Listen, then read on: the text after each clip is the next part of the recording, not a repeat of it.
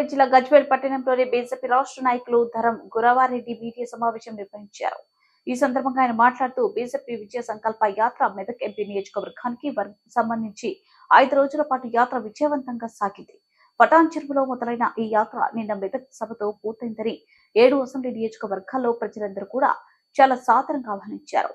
ఎప్పుడు ఎలక్షన్లు వస్తాయా, మోదీకి ఓటేసి గెలుస్తామని మోదీని మళ్ళీ ప్రధానమంత్రి చేయడానికి సిద్ధంగా ఉన్నారని, ఈ యాత్రలో ప్రజలు, నాయకులు, కార్యకర్తలు పెద్ద ఎత్తున పాల్గొని 7 నియోజకవర్గాల్లో జరిగిన మీటింగ్లు, సభలు, కార్నర్ మీటింగ్లు విజయవంతంగా పూర్తి చేసినందుకు కార్యకర్తలు అందరికీ శుభాకాంక్షలు, ధన్యవాదాలు తెలియజేశారు. ఈ కార్యక్రమంలో రాష్ట్ర నాయకులు ఎల్లు రామరెడ్డి, బీజేపీ జిల్లా ఉపాధ్యక్షులు కొడిక్యాల రాములు, నాగేందర్ తదితరులు పాల్గొన్నారు.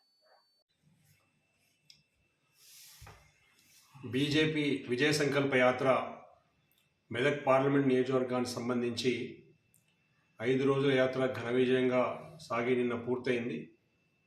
పటంచెరులో మొదలైన యాత్ర నిన్న మెదక్ సభతో ముగిసింది. 7 అసెంబ్లీ నియోజకవర్గాల్లో ప్రజలందరూ కూడా చాలా సాధారణంగా ఆహ్వానిస్తున్నారు. మోదీ గారంటే ఇష్టంగా ఓటేయడానికి సిద్ధంగా ఉన్నారు. ఎప్పుడెప్పుడు ఎలక్షన్లు వస్తాయా, ఎప్పుడెప్పుడు ఓటేసి మోదీ గారిని మళ్ళీ ప్రధానమంత్రిని చేద్దామని ఎదురు చూస్తున్నారు.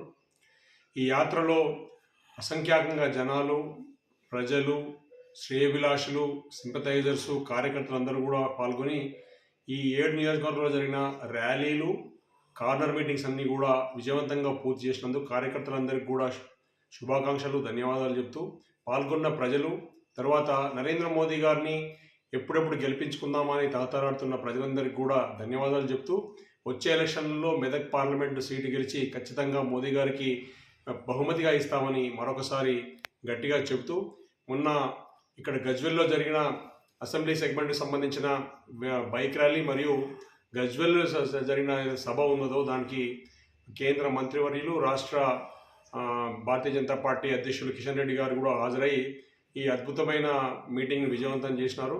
అందరికీ కూడా పేరు పేరున ధన్యవాదాలు చెప్పుకుంటూ వచ్చే ఎలక్షన్లో ఖచ్చితంగా మెదక్ పార్లమెంట్ సీట్ను భారతీయ జనతా పార్టీ కైవసం చేసుకుని నరేంద్ర మోదీ గారికి బహుమతిగా ఇస్తుందని మరొకసారి గట్టిగా చెప్తున్నాం. భారత్ మాతాకి జై.